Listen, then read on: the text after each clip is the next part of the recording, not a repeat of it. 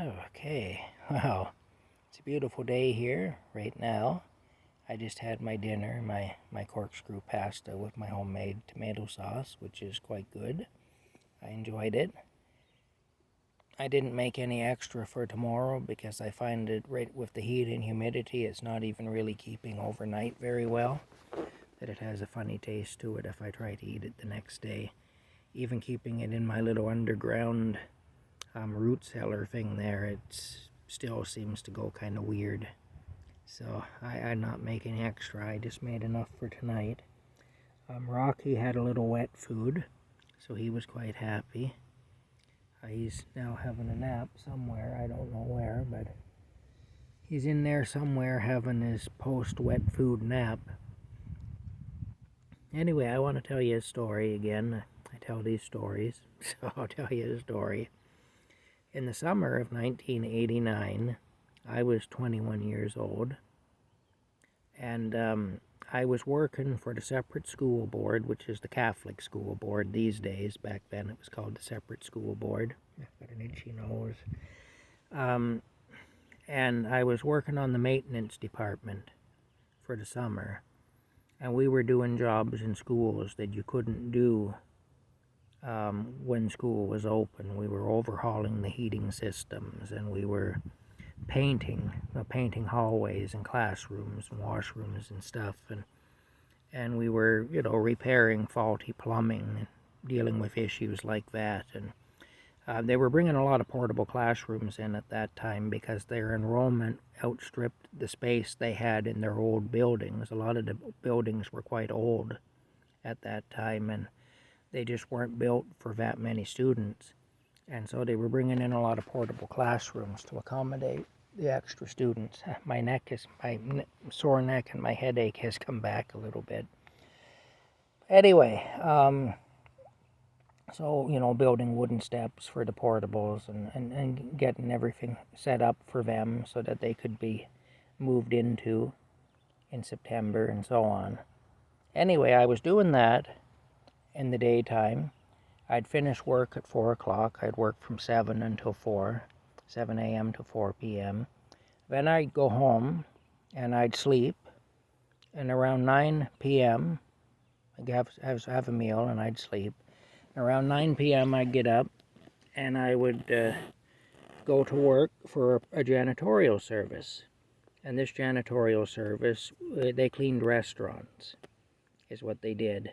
So around 9 o'clock, when the restaurants in town were beginning to shut down, that was when I would get started. I had a ring of keys for every restaurant in town practically.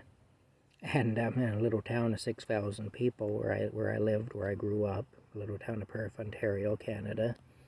Anyway, and I'd just go from restaurant to restaurant. I had a 1979 Buick LeSabre sedan, and I would just go from restaurant to restaurant, and I'd clean the kitchens and the dining areas and all that, clean the washrooms and stuff.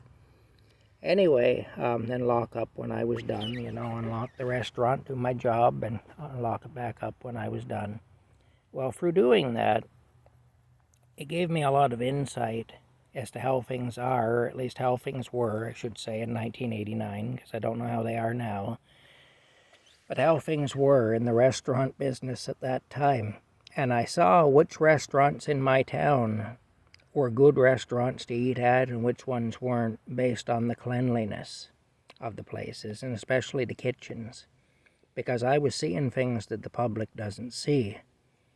Well, there was one restaurant that I went to clean, and I'm not going to say the name of it. The people who own that restaurant are long gone now anyway. The restaurant itself, I think that place is still a restaurant, but it's not the same restaurant.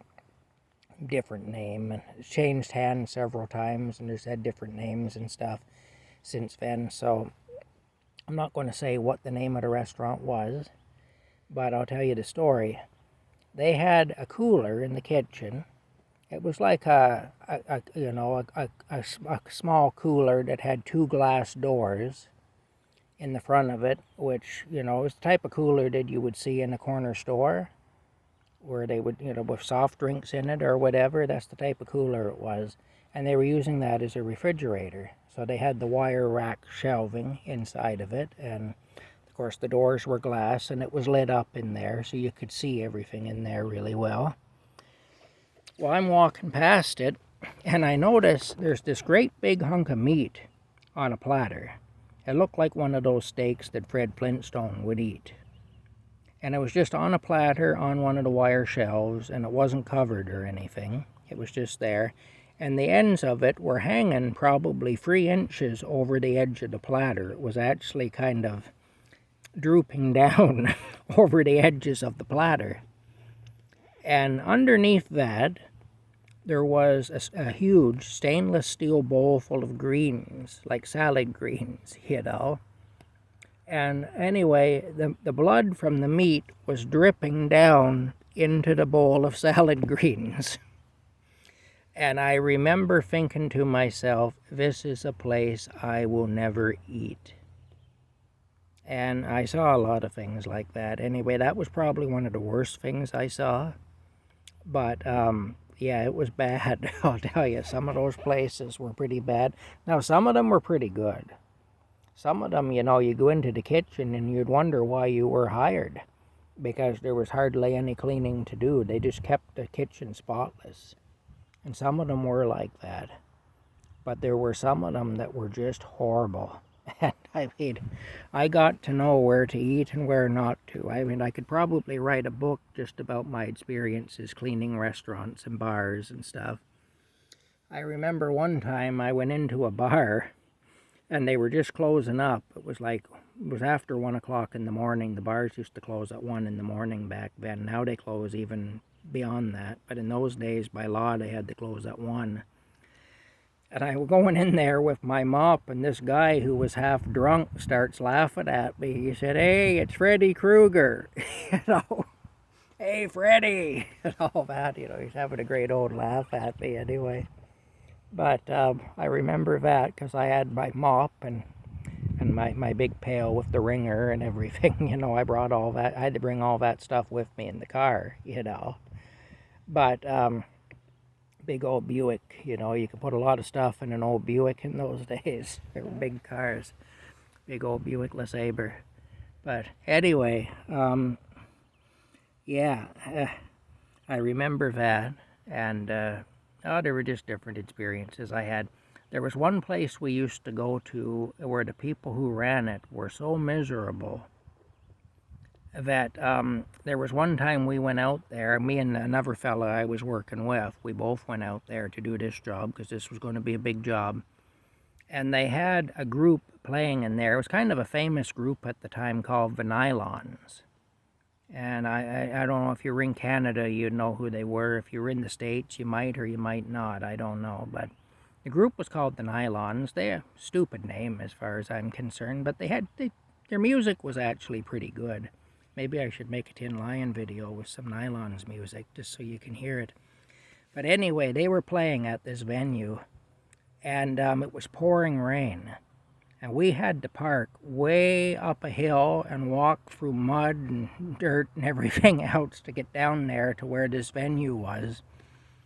And then damned if they wouldn't let us in. The Nylons were playing beyond closing time. The people kept wanting them to do another one and to do another one. So they kept playing. And we were forced to stand outside in the dark in the pouring rain, because we were told you didn't pay to get in to see the show, so you can't come in. We just wanted to come and stand inside the doors until we could go to work, and we were told, no, you can't come in, you didn't pay to see the show. And here we were there to clean the place. One thing that was kind of neat about that job is I was getting paid $5 an hour, which of course these days would be nothing, but in 1989 it was worth working for that. But we were allowed to keep any money we found on the floors, and in those days everybody paid with cash. And you can imagine drunk people ordering drinks in the dark. We used to find $20 bills and $50 bills and everything all over the floors. When we'd pick the chairs up off the floor and everything, you know, to mop the floors and all that, sweep the floors and mop them. And there were times when I made you know, maybe $30 for my night's work, but I'd make like I'd have $300 in my pocket that I picked up off the floors of these places. You know, it was wild. And I used to do the job more because of the money I was picking up off the floor than because of the money I was making per hour at the job. Even though in 1989, $5 an hour wasn't bad, really.